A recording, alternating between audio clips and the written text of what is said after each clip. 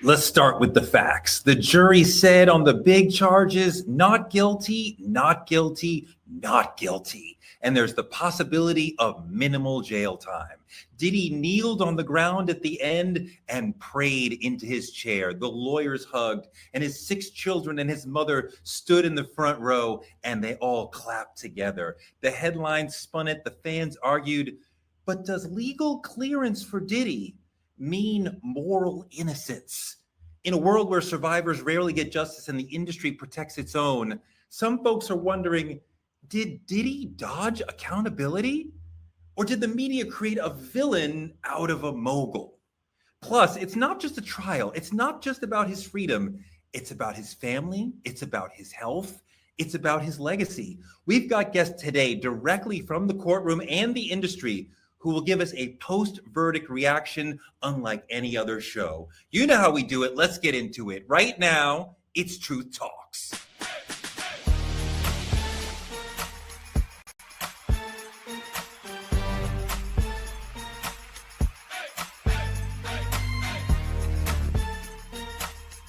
Are y'all ready to roll?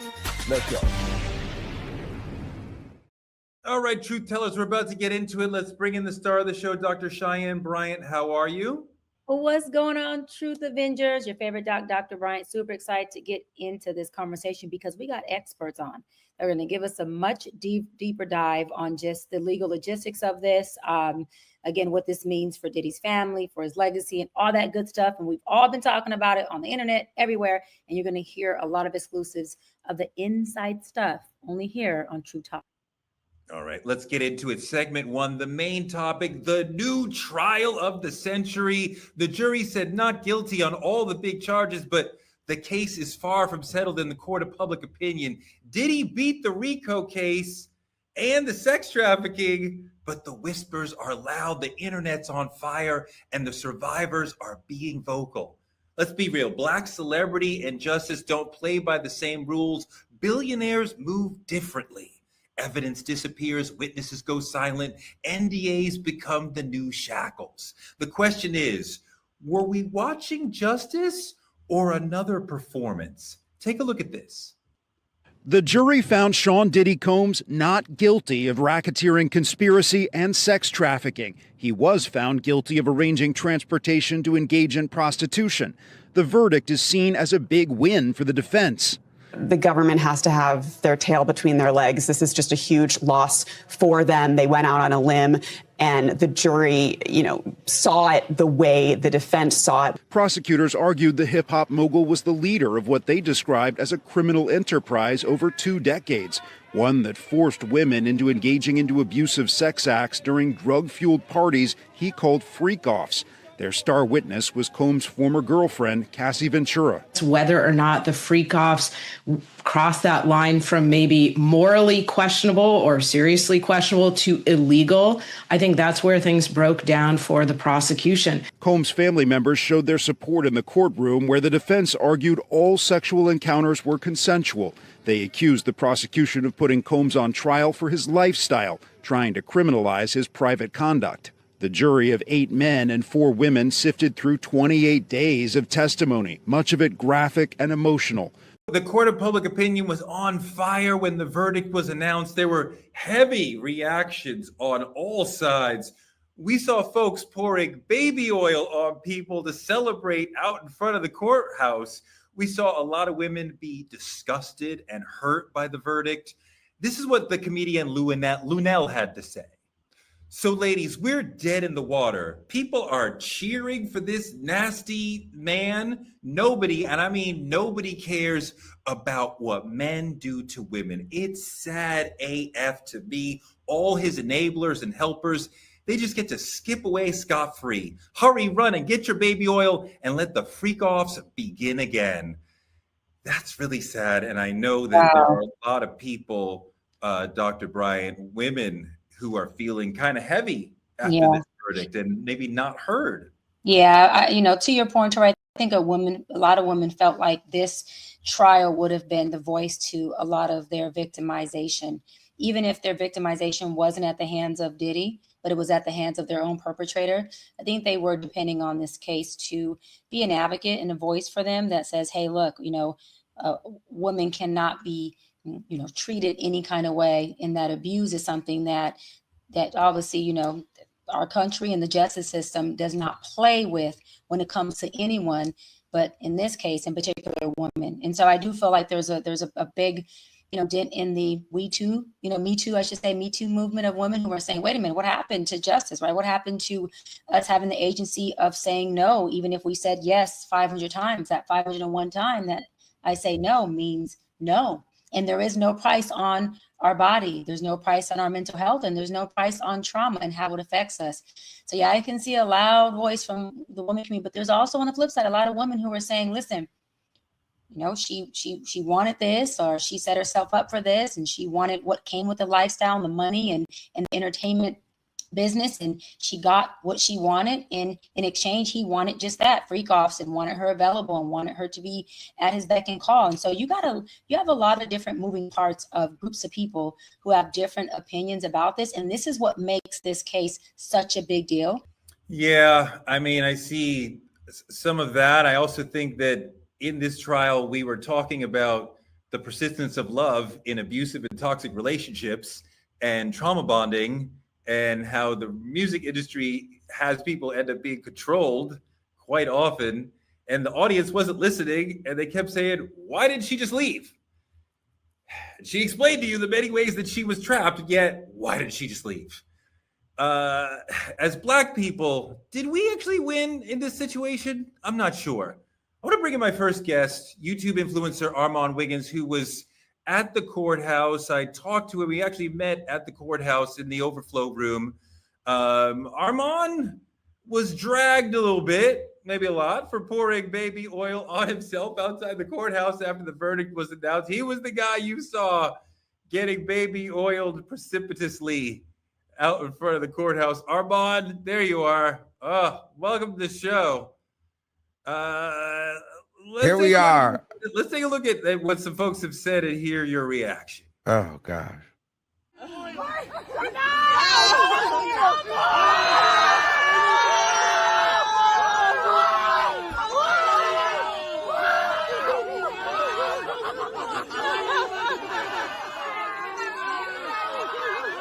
Wow. Wow. He was hitting it. Wow. At least I went to the gym that day. I'll give you that. You're all, listening now. You did apologize for that. I think we have a card with your apology, because you were known as a reporter, and you had your position, but you're a reporter. I don't remember any other reporters getting baby oil sprayed on them. Yeah. What was going through your mind when you were out there doing that? First of all, who knew that, because I think that was the day you and I had really talked. Yes. And I think that I had no idea that day was going to manifest into this moment. But what was going through my mind, honestly, it wasn't even anything to do with Diddy. Honestly, it just was literally like the last day. And it was the fact that, my audience, every time since the day I've been covering this case, and we found out that, one of Diddy's things was more oil, and the escorts always had to have more oil on them, and he'd have to tell Cassie, we need more oil. That took wildfire on my channel when I was talking about it, right? And then so that just became a thing. So then we turned it into the More Oil Fund, where people would send me donations. We even had more oil merchandise people don't know about. But people got shirts, t-shirts. This is all before this moment. So people would send money in, because I'm not from New York. So I'm staying here. I got an Airbnb. So people would send in to the More Oil Fund, which meant they would send me money so that I could stay here and cover the case for the 8 weeks. So it was a running thing within my community. And so in person, I was just it's the last day. I was with another YouTube content creator, and I was like, you know what? I want to get a bottle of baby oil, because I think this would just be great to do a little thing for More Oil on our stream right here, because I wasn't planning on doing a live stream at home because everything was happening in that moment, right? So I just was like, all right. He was like, well, I actually got baby oil and Astroglide right here. I was like, you do? part of what it is, I think some people are like, you're a reporter reporting on the case, and then you're seeming to celebrate the outcome. Well, absolutely, that's what it looked like, right? Because everybody was up in arms. And to be honest with you, to be 100% honest with you, none of those people right there were celebrating Diddy. Honestly, they were just actually just yelling more oil with me. But in context, in hindsight, it looks like everybody was celebrating the fact that he got less charges, or he got convicted on the 2 charges. But that literally had nothing to do with it. It wasn't about celebrating Diddy. It wasn't about celebrating Diddy at all. And you and I were just talking in the courtroom, and you knew that, where I stood with it. I thought he was guilty, but the problem is the prosecution wasn't able to prove the RICO, and I feel like it wasn't clear enough on the sex trafficking. You could see it if you wanted to see it, but it was also vague enough. If you didn't want to see it, you could not see it. The one thing that you could see was the transportation for prostitution. So I stood on that the entire time. But it just was the timing. So I had to eat that, and I apologize for it. And I really meaned it, because there was a lot of people that didn't know me, and that was more than upset. I feel like some people were disappointed, because they were like, you were doing so good, and we were all rooting for you, and then here's the headline that's going to be a part of your legacy. And for me, that may be a little truth to it, but if you've been watching me, that's kind of been my thing the entire time. Okay, all right. I want to bring in one more friend to the conversation, an anchor who was inside the courtroom. Me and Armon were in the overflow room, but like the really special reporters were inside the courtroom. Hey, don't do that, because I was in the courtroom sometimes too, just not on that day. Sometimes. But Dara Kennedy, Truth Talk special global correspondent, was in the courtroom every day throughout the trial. Dara, how are you? I'm good. You know what? Thank you, Torre, for having me on. Can I just say something about Armon? By the way, we had dinner that night, and that's what took you so long to get to the restaurant, because you needed to go home and shower off all of that baby oil. And I just learned Astroglide too. I mean, wow, that was a moment. I was actually doing a live hit, looked over, and I was like, what is going on? And it's Armon over there with his shirt off. Now, see, I look at that as a way that really shows what community was about from the entire time of this trial. Yes, I was inside the courtroom every day, but Armon was out there with the people doing his show, talking to his community. Remember, the community and the culture has a louder voice in this trial than those of us few 21 media members that were chosen every day for 8 weeks to sit in that courtroom. But I want to hear about your experience in the courtroom and the things that you saw and the vibe in there. And the way that Diddy was kind of like looking around a lot and talking to people, looked at you, did he not? Listen, I'll be honest. I came after the first week or 2 weeks, or I forget now when it was. Puff looked up, we made eye contact. He did the head nod, he smiled, and I kind of was like, hey, wait a minute. Wait a minute. I may have gone to a white party back in the day, but I never stayed late. So don't look at me like you remember me, because I was one of 1,000 people that attended those parties. But what I learned is that he continued, Puff did, or Diddy or Sean Combs, continued to engage with the members of the media. We sat on the right side, so I was directly to his right, and he would be able to look back and see directly. But then he also engaged with the juries and jurors. And what we know is that the judge said he needs to stop that. He needs to stop whatever contact he's making with the jurors to stop making after friends. The judge told him to stop? Absolutely. I'm going to say 99% he stopped. But as the trial got toward it, during closing arguments, his head nod game was on fleek. He was looking at the jury, making eye contact. He was upright in his seat. He would often, hold a conference with his family once the judge was off the bench. I mean, and I didn't even know that was allowed, especially in federal cases when you're facing racketeering in New York City. He would just hold a conference, and sometimes they would hold hands and pray in a group. Other times he was telling them, listen, we got this. We need to stay strong. And by that time, the court marshals and the court security officers, they were telling everybody to clear the court so he could have that moment. But what we were able to see. Yeah, you told me that he would have time alone in the courtroom with his family after everyone else was ushered out at the end of the day. That is right. I mean, and at one point they locked the doors. They said, you guys got to get out. and don't come back for a while. Lock the doors, and it had to be at least 15 minutes. We're talking about we're waiting to go back into the room, and they shut it down for 15 minutes so that he could have this time with his family. You know, one thing I do want to point out, when the verdict was read, Sean turned around to his family, and I saw him directly in my eyesight, and he mouthed the words, "I'm coming home, baby, I'm coming home." And he said that to his family. And of course, now we know that he actually is not coming home, at least for a while. And at one point, Touré, he raised his hand. Like, you know, remember in grad school or in grade school, he raised his hand to talk to the judge. And, you know, the judge acknowledged him, but he said, hey, you know, Mr. Agnifilo, let's get back to actually this bond hearing. You know, Puffy was never heard by the judge, but he was on the edge of his seat. It was really remarkable to see. When I think back through the trial, and the key charge being sex trafficking with respect to Cassie, I think one of the key problems for the prosecution was that at one point she said, "I'm always ready for a freak off, LOL." And I think people clung to that and held on to that as a reason to say maybe she liked it. And I think there was just like little things that pierced the many, many hours that she spent on the stand saying, I hated 5 days. this.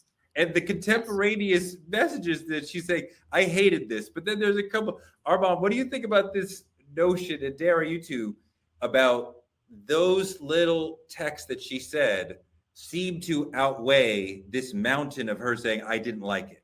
Well, I think also, you know, and this is not me, so I don't want the people out there killing me, but I also think that they did a good job, if you want to be honest, you know, streaming a timeline together of her sexual history and her past, making her look like she was a girl of the night, even though she was young, but she always dated older men, and she always seemed to have like a sexual energy about her. She cheated on her first guy to be with Diddy. You know, so it always showed that she was always sexual. So perhaps the jurors was like, well, this is nothing new to her. She was with it because she thought she was going to get a music career. And then once she found out that Kim Porter was the girl of his dreams or the love of his life, then it became a problem. Because that's when Cassie really got upset. Armand, what's wrong with a woman being sexual? And so that's not coming from Derek Kennedy. That's actually what Mark Agnifilo said in his closing. Yeah, Cassie likes sex. Good for her. She's a sexy woman. It seemed a little creepy at the time, but when you look at the way he presented her, he said she liked sex. What is wrong with that in this day and age? What is wrong with that? A woman that enjoys that. Now, Touré, me and you, you know, I love you to death. We've been friends for a very long time. But I told you from the jump. What did I tell you, Touré? Tell the people what I told you. Listen, I want you to pat me on my back right here, because I told you it was going to be on transportation that he would be guilty, and all the rest of it was no. People could not understand those charges. I sat in that courtroom every day. Eyebrows were like, huh?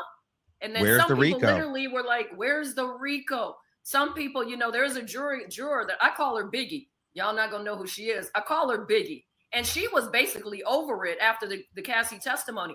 The prosecution didn't bring anything, people. They did not bring it. And Touré, I know you feel like this man is guilty. He is a criminal of these charges, but he is not guilty in the jury's eyes. No, I agree with that I think he did a lot of horrible things. I personally think that he did force Cassie into doing these things. Maybe she was with it at the very beginning, but at an early point, it becomes coercive and forced, with the blackmail, with the violence, with the economic control through the record deal and all these sort of things. That's all very logical.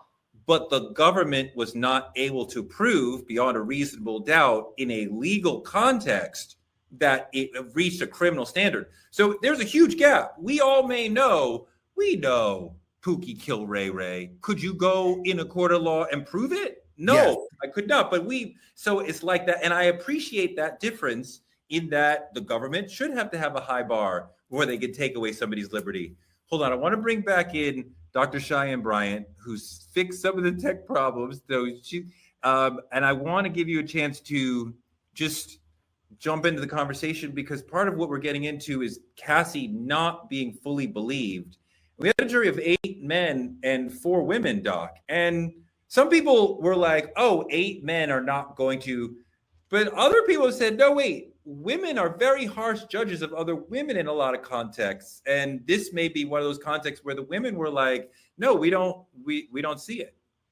Yeah, but not only the jury obviously didn't see it or apply her to being a victim in this case based on evidence.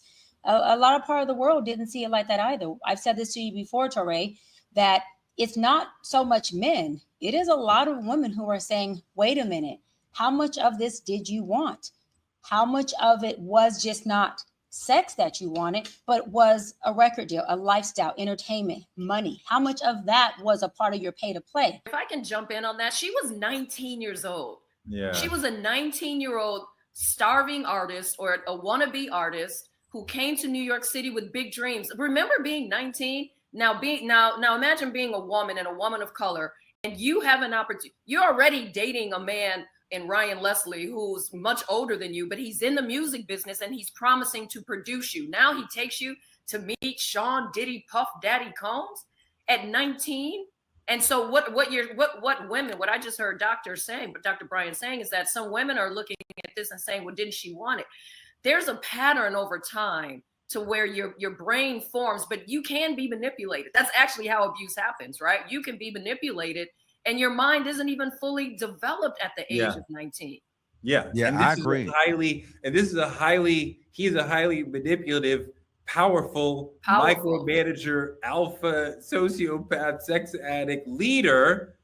But hold on, Armon. I want to bring it back in, but I want to bring in two legal minds who viewers of the show already know and love. Judge Lauren Lake, Gerald Griggs. You guys, I want you to come and talk a little bit about what I think is sort of where the big charge was sex trafficking with respect to Cassie. And I think it turns on, despite her saying, Lauren, I hated it. But a couple of times you texted that you liked it. I'm always ready to freak off. LOL. I think that text was misunderstood, but I think a lot of people clung to those couple of moments to say, oh, I don't have to believe her. Watching this case from afar and watching the legal antics that are happening in the courtroom, I think we just have to focus on the elements of the crime and what the government has to prove. And they failed to prove it beyond a reasonable doubt. I mean, you have to have coercion, you have to have some type of duress, some type of force. And if she says one time that I was willing to do it, that sinks your case. And so I think from the very inception of this case, I never saw RICO and I never saw sex trafficking. Now, again, they did a great job in the press conference leading up to this, laying out the indictment and doing all the things necessary to get media attention on it. But from the very inception, the question I was asking was, where is the evidence, the proof beyond a reasonable doubt? And clearly in this case, they were not able to carry that burden. And that's why the jury came back the way it did. Gerald, every day in the courtroom, we wondered the same thing. We were wondering, so what's next? When is the thing going to be the thing? When is something going to drop to make us say, oh, that's the RICO? And it never came. Yeah. Armon, let's go back to the jury point, because 8 men, 4 women. You were in there a couple of times. So you did see the jury in their face. What do you think about the jury composition in regards to the verdict? Some people will say, that the juries were making all these different faces and laughing. And I mean, maybe I wasn't in there at that time, but I was seeing a lot of stone faces. In my mind, I felt like it was going to be like men versus women. But at the end of the day, I think there was 2 particular jurors they weren't buying it. Like, they were clearly for the defense. Like, I think you could tell that they were just like, this is BS. But I think a lot of that happened once Cassie dropped that $30 million, that extra $10 million that she got from the Intercontinental. I was like, oh, this is not good. This is done. And I think that's when a lot of women started feeling some type of way too. Like, people don't like to hear when you've got a lot of money, and they start to get upset. So they don't feel bad for you anymore. So what? She got kicked. So what? She got dragged. She already got paid for it. That kept reoccurring in the courtroom too. And so I see a lot of people, even outside the courtroom, they're talking, Cassie's got $30 million. When they found out she got an extra $10 million, you could feel. I was in the courtroom that day, and they said, well, how much money did you get? She said $10 million, and you could hear it. Everybody, but it was like internal. Like, everybody started looking like, bitch really got $30 million. And then you could feel the sympathy for her just kind of fade, in my opinion. Darren, talk about your point of view during the trial and how it may have grown or changed as we move through it. Great question, Torre, because I think my mood changed, right? We first went in and I was like, well, I can't believe that this is the guy, a cultural icon that, I went to his parties growing up, and, someone that you looked up to that was so important in fashion and music and movies and Broadway and all the things. And then here we are sitting in the courtroom and this man may never come home again. And then right around actually what Arman was talking about, when the money started coming in, I started asking myself, what is the government doing? Is this about trying to, and now I'm going to sound like the people out on the streets, the people in the culture, in the community, is the government trying to take this Black man's assets? Are they trying to take his money? What is really the purpose of this right here? Because you're not bringing in a single witness as a co-conspirator. So now is this just about money, or is this about justice? Is this about tearing down a man in a culture which clearly the government, the government had no idea? You could tell by all of their attorneys on the case. None of them look like New York City, the state, or the country, the makeup of those attorneys. So what is this really about? Right. And so that was my question. Towards the end, I just started feeling like the government just did not present the case that they promised the American people they were going to present. Gerald, what do you think about that notion that Dara's teasing there, that the government is really after sort of taking a Black man's power rather than actually pursuing justice? Well, what you have to know is the makeup of that particular U.S. Attorney's Office shifted during the course of this prosecution. So initially you had Attorney Damon Williams, who was a U.S. attorney, and then you had an election and then a change. And so again, the prosecution team did not reflect the beliefs and the system in New York. And I think they were not able to connect with the culture of the jurors with proof beyond a reasonable doubt. Again, as she said, when you have a RICO, you may not have everybody charged, but you have unindicted co-conspirators come in and testify about the criminal enterprise and how it helped facilitate the sex trafficking. That was the difference in this case and, of course, the R. Kelly case. And then you have the there. You have the proof that there was a conspiracy to do these things by showing pieces of evidence. So I think she's correct. I think that perception is reality. I think they should have had African-American prosecutors on the case to assist in the case if they really want to make the case in this case. Armon, take me into the courtroom and the courthouse from your perspective, and what did the average person not see that was really going on here? I think that was what was actually interesting. What would be the dynamics, like when you're in the courtroom or like you're in the overflow room and then you're navigating like through the lunchtime, right? And like for me specifically, like when you're doing these videos and then you have to go to the bathroom and Quincy's in the bathroom or King is in the bathroom, or then you're in the cafeteria and you're ordering a bagel, but then it's like you kind of want to talk about, Cassie saying that she's got cold sores all in her mouth and been urinated on and we're all gagging, but then you got the son right behind you. It's like, it was kind of like they know you and they kind of want to get a feel for who you are, but then you don't want to really make eye contact because you're like, what are they thinking? Huh? Do you interact with any of the kids? So King said what's up to me once. I was like, oh, he must have seen the video. He talked to me in the cafeteria. He was like, what's up? And I was like, what's up? You know what I mean? But I try not to look at them. Quincy, I feel like he had the most pressure. He never talked. He just always looked like he was like, I'm not doing this with nobody. He was very cold. You know what I mean? Came dressed nice every day. He was dressed. He was the best dressed out of the whole series. Okay. But he didn't really talk, but I felt like he had to lead everyone, and I would see them taking notes. And what was interesting is like, I felt like King, Christian, he would be like really like paying attention. And he was really close to the grandmother. A lot of people didn't see that. That little boy and his grandmother, he loved her. He always made sure he sat next to her, put his arm around her, and he made sure that he walked her out every time. Why did you perceive that Quincy had more pressure than the other kids? Well, because he's the oldest one, right? And, he's got Diddy's being a stepdad. He's got the stuff with Albie Shore, his biological father. His mom's passed away. And everybody's looking at him like, how are you going to handle it? Because in that courtroom, I know that they're superstar kids, but they look like little kids not knowing what's going to happen to their dad. That you know what is I mean? a very good point. Those kids' demeanor every day, it was like, meek. They were never, you never saw them crying. You never saw them break down, but they were quite meek. And Quincy was very focused. Now, I spoke to the mother. I spoke to Mama Combs every single day. I spoke to the kids as well. I talked to the twins. How are you doing? They're getting ready for prom. Congratulations, getting ready to go to grad. Because remember, these are teenagers. They were seniors in high school, getting ready for prom and all the fun things and graduation. And they were flying back and forth from LA. Mama Combs told me on multiple occasions she was staying strong. And I asked her right before the verdict, how are you feeling?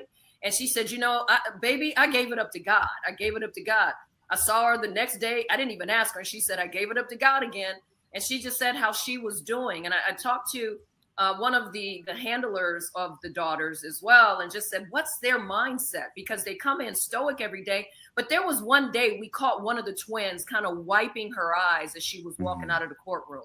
And I said, that's the first emotion that we've seen from the girls.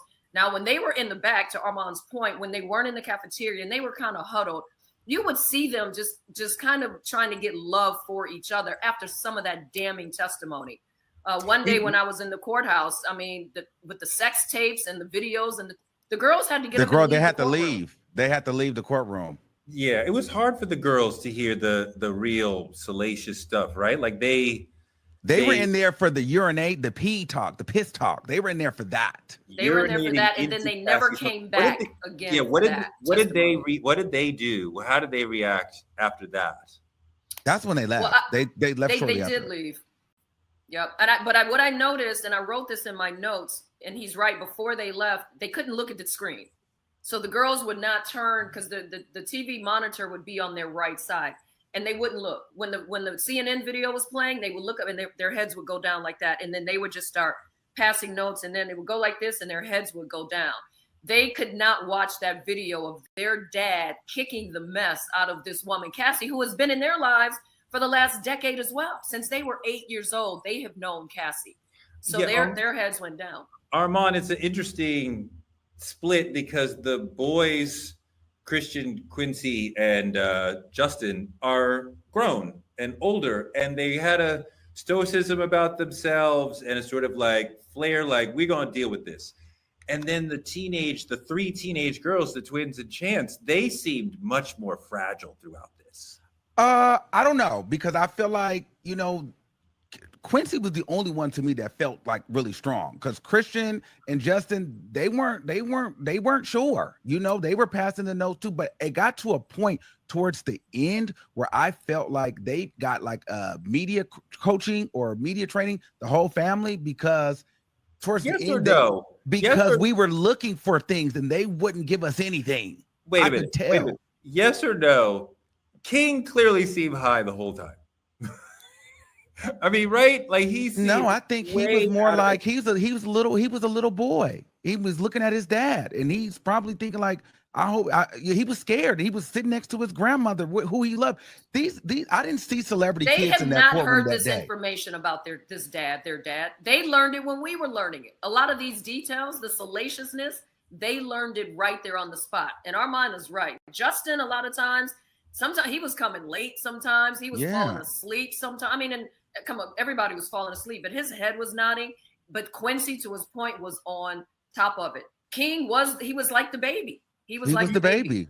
Do you think that Diddy is telling them, you have to come to support me, even though hearing some of these stories may be difficult for you?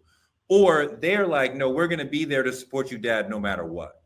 To be honest with you, I feel like at this point, they know this stuff already. Like, I feel like Diddy is such a narcissist and so crazy that they're probably, it's probably some new stuff, but I feel like some of these girls was getting beat in front of them. I don't think they're surprised as we think they were. So I think they were coming to support their dad, to show face, because it would be all in the press if they weren't there. So I think a lot of this too was media training, media coaching. There are lawsuits that allege at least Justin doing these sorts of things with his father. So on a yacht. This couldn't have been the first time that they heard about any of this shit, because at least they have been sued around these issues. So And to the point of them being there, not really quick, each one of them like slightly took vacation, because Quincy went on vacation for his birthday. He went out the country. The twins, after their graduation or for their birthdays, they were gone for a minute. Then they came back. So, and then there was times that King didn't come and Justin didn't come, and the mom and Charlucci were the only ones there consecutively throughout the entire time. Gerald, would you normally expect the family to be sort of coached and like, hey guys, like this is how we're going to behave in this situation? Because I mean, you think the jury is just listening to the evidence, but they do see the family as well. Absolutely. And I more than just media coaching, you have the lawyers telling them what they need to do and what not to do. And the fact is, every single moment in that courtroom, the jurors are watching everything. They're watching the support system. They're watching the defendants. They're watching the judge. They're watching the prosecution. But they're more keenly focused on the support that a criminal defendant has in the courtroom. And sometimes they say, listen, I went the way I went because I saw the support he had from the community. So I think clearly the lawyers, especially Attorney Brian Steele, would instill that in the family to be there to make sure that they are stoic, but to also show some amount of humanity for their father who's on trial for his life. Darren, there was also these moments when they were walking out of the courtroom each day that we stood, shoulder to shoulder for a couple of them. And there's this mixture of media trying to capture them visually and then fans screaming for them. And it became this sort of like, like people are cheering for you out here, but the spectacle is watching you. And what did you think of that part of it all? It was remarkable. It was something that we've never seen. Maybe the O.J. Simpson trial had people like that out there back in the day. I think some of the dichotomy of this is the Sean Combs as the person, right? That's his legal name, Sean Combs, versus this image of Diddy and Puff Daddy and P. Diddy. Who were those people? We don't know who Sean Combs is. Maybe this is who Sean is. Maybe peeing on women and kicking the shit out of them in hallways is who Sean Combs actually is. And maybe really? Diddy is the guy that throws the White House, that throws the white parties and just likes to party. Where do the two intersect? And then how do we separate those two images? How do we separate the likeness of a Sean Combs and a P. Diddy? And I think the culture was cheering for P. Diddy. And I think in the courtroom, the guy that I saw every day, he only had 5 sweaters, 5 different colors with his baggy. I saw the cracks sometimes of his butt because his pants were too low and his hair untamed because it's silver, gray, and white. That to me was Sean Combs. Diddy is out there with the people that when the kids walked out, everybody was screaming. But we saw the real guy inside that courthouse, and that was Sean Combs. That was the guy that was humanized, who I saw get on his knees and thank God that he walked away from a racketeering lifetime charge. But do you think he's changed? Because he didn't. I don't think he's changed. No, I don't think. The judge said no. Do you think you want this guy to walk out? And do you feel like the 5 sweaters and the gray hair was all a part of like, look at me, I'm humble, I'm bringing myself down? I think it was all. Well, the 5 sweaters is what he was allowed by the court. It was negotiated. Okay. Yeah, that was not him humbling himself. Hold on, Gerald, you worked on I'm sure he would have liked a belt, though. We didn't need to see all that crack.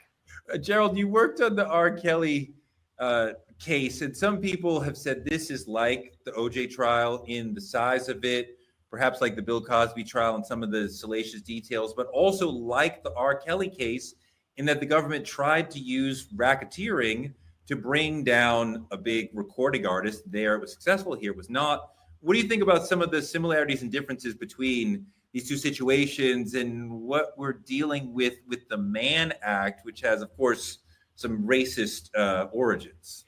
Yeah, I think they're similar, but I also think they're different because in R. Kelly, you had victims who testified, multiple victims, both men and women.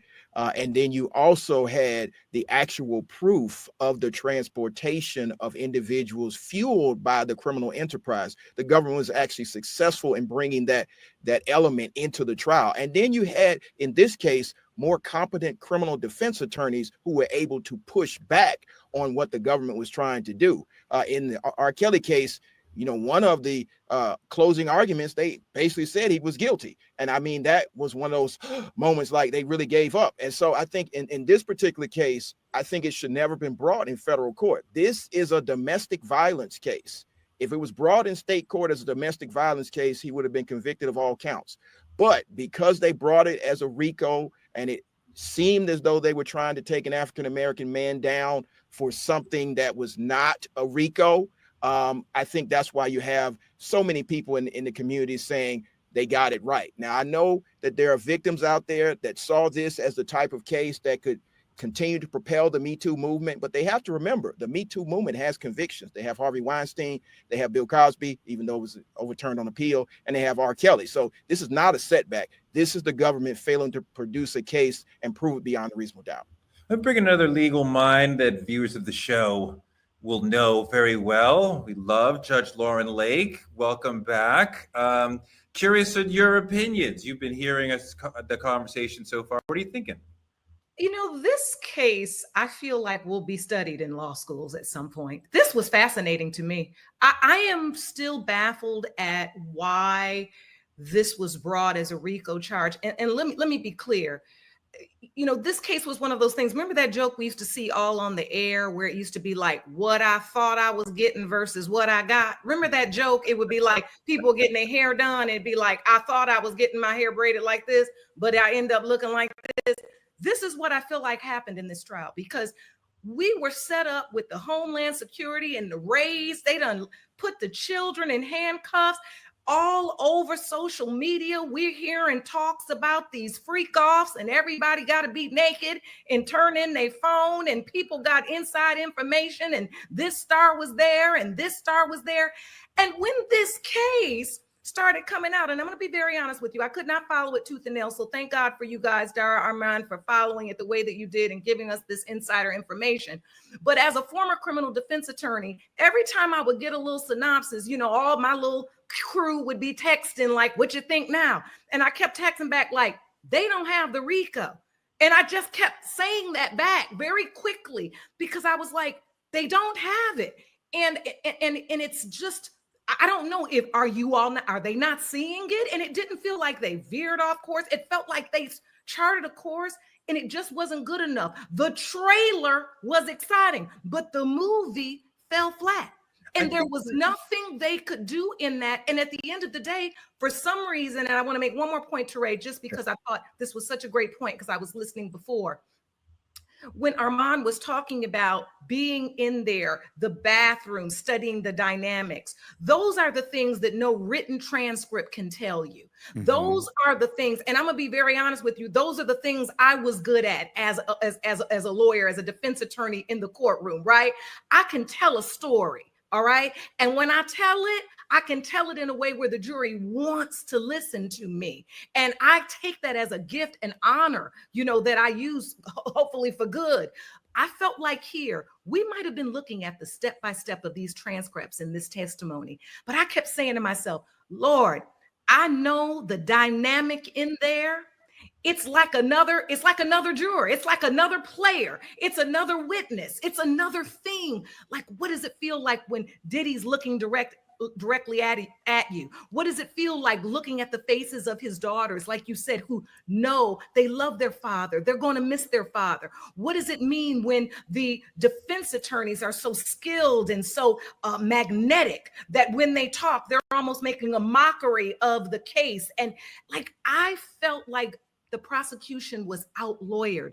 And unfortunately, they did not make the case that the court of public opinion thought they were going to make. And last point, because those jurors weren't sequestered, they came out back into the court of public opinion, into our gallery every day and spent weekends in it. And if you think that didn't influence anybody, you're wrong. Okay, I'm shutting up. That's what I've been having on my chest. But Lauren, I also think I want you to talk about the judge's performance also and how you think he did. But also this notion that some of us have been kicking around, that it seems that the prosecution set out a plan before they started this journey, and then life intruded on their plan. Suddenly, Cassie, because she was pregnant, she had to go first when normally she would go last. Another SA victim, victim 2, Gina, doesn't show up. They can't get Christina Karam to come on the stand and not be a hostile witness. So major parts of their plan are falling apart in front of them. I think that was a big hurdle for the government. Yeah, you're correct. And you could see it in real time. But regardless of that, it's still that to me is your charge. That is what you're here to do. You then have to figure out, how do I ask the right questions to elicit answers? That it just felt very uneven. And like I said, I cannot speak to watching any of this. I never watched any of it. I'm only, as a former criminal defense attorney, I was watching how this felt. And as a defense attorney, I'm really kind of aligning myself in the defense position, right? Like, how are they defending this? How is that informing me? The way that they cross-examined Cassie, it signaled to me early on, there's parts of this that they knew the jury wasn't buying. I knew it in my gut. I didn't know because I didn't see it, but I felt it. Like, it's something about this story because of the way they matter-of-factly cross-examined her, did it skillfully. She's a pregnant woman. She was abused. She is a victim. And the way they asked the questions, when they didn't call any witnesses, I said, oh yeah, my gut is true. This is a very minimalistic approach because they really know that they haven't proven this case. Gerald, speak to that. If I can just real quick off of something Lauren just said. One of the attorneys, one of my defense attorney's sources, and when I said, so are you not calling any witnesses? The response to me was, what for? Gerald, was the prosecution out-lawyered, as Dara and Lauren have suggested? They were absolutely out-lawyered. You had some of the best criminal defense attorneys in the country cutting them to shreds. And I think that what they really need to recognize is the power of the government has been humbled at this point, because they had months to prepare for this. You can prepare for a hostile witness. You can prepare your witnesses for what cross-examination Brian Steele and others are going to give them, but you cannot prepare for legal skill and storytelling like Judge Lake just gave you. That is an exceptional closing argument. And I know the lawyers on the other side made exceptional closing arguments, but I want to push back on one thing. They didn't win because their client is still in custody and still facing 20 years in prison. So I want to push back on the narrative that it was a complete win for the defense. And I do think it was a mistake not calling a witness, because again, you can beat the top counts and your client still get the max. So I think they should have called at least one or two witnesses to dispel the moving of the individuals in violation of the Mann Act for the purpose of prosecution. That was so clear. You were getting rid. We saw the bank records, the American Express records, the flight, like you weren't getting that. Oh no, they had no way. There was no way. The defense had no way of winning on the absolutely not charges. That was too easy. I mean, like, that's sort of like the government threw that in there, like, make sure you get something. Don't go. Just but let us get something. You know, he faced life. He faced 15 years. That's faces 20. 55-year-old man. This is faces 20. Your client didn't walk out with you. Gerald, the last day in court, absolutely on the a victory time for spent. Diddy. Sorry. Is he still in custody right now? Could he have gotten the rest of his life? I agree with you. We went to battle with the government. Torrey, 95% of the time. And they got a conviction in his case. They got a 20-year conviction, and you'll probably get 5 to 7. So what I'm saying is you want to walk your client out of there. And the reason Johnny Cochran is great, because he walked OJ. He walked OJ. And so what I'm saying is I think it was a strategic mistake not to call a few witnesses to dispel the other 2 counts. Lauren, what do you think about that? I think it was one of those things where they had to really think about, do we leave well enough alone? What could we open here? Is it worth the potential cross-examination? What could come out? And look, again, you're talking to somebody who's literally studying the synopsis that people are giving and saying to myself, when they didn't call the witnesses, it signaled to me, we're coming out of there. I mean, they're coming out of there with a not guilty on at least the larger counts. And I think as a defense attorney, while, as Gerald says, you you're of course fighting for your client to walk out, which I think they did fight for when it came to the bail. I do feel like there is a victory, if we want to call it a victory. I mean, let's also set some parameters here. We're talking about defense attorneys and prosecutions. And sometimes when we say victory, it's almost like we liken our court system like we're in a sporting event, right? When the truth is there are real victims, right? There are women here that have been harmed, but the jury did not believe that it rose to the level of trafficking or racketeering. And I do think for the defense, that is a huge victory. Now, Gerald is right. We still locked up. We still got to face a sentence. We still might not be going home. Although I don't know what the judge would base that on. We still have an opportunity to maybe have to serve these sentences consecutively. I don't know what's going to be recommended, and I don't know why the judge would do that given no priors. But he's right in that. We're still not free. So we do have to honor that. But, I think that was a victory. But can I just say this too? There is a phrase in sports that they use where they say when the kicker outkicks their coverage, right? And I'm from a football family. So that means the kicker kicks it so far that they ain't got time to get back down the field. And that's what I kept feeling like with this case, that they kicked that thing so far that this case was about to be the trial of the century. I don't think it was the trial of the century. And I mean, when I tell you, I felt like some of those, I shouldn't say this probably, but I especially not in this case, but some of those witnesses were beating a dead horse. And I don't think we should probably use that phrase after this court and everything we done heard in testimony, but you know what I'm saying. It was just like, my God, how long are we going to talk about the same thing? When are we going to have an aha moment? And I just think it fell short. It did. And at the end of the day, that's how our justice system works. And that's one last point I want to make, because it's an uncomfortable point. And as a former criminal defense attorney, I realize that we often look like Satan's sidekick, right? It looked like we just went on downtown to hell and aligned with Satan. And now we going to go get the bad guy and the monster. I get that. I have done this job. I have defended very imperfect people, but it has to work that way. Yeah. Because if you, and for any second, insert yourself, insert your brother, your mother, your father into that defendant seat, you would want those attorneys to represent them, right, as vigorously as that team did. No, I totally agree with that the government must make sure it has all the goods before you take away somebody's liberty, not just we don't like them. That's not enough.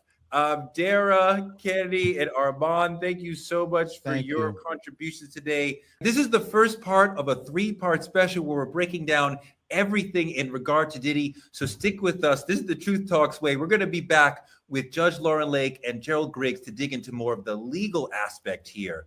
It's Truth Talks following the rise and fall of Diddy, a bad boy special.